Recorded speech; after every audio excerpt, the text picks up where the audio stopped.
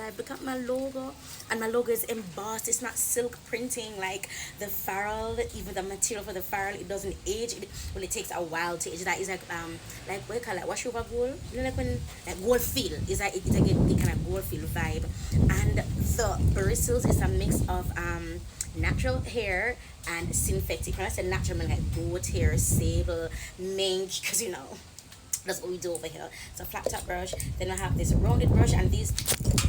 Jesus Christ, I'm sorry.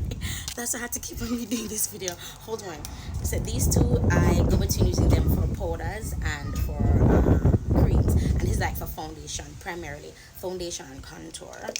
This is definitely to do my highlight and low light.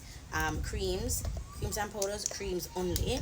And everything else is powders, not creams. So I use this to do my little in here highlight here. When I do my makeup, I just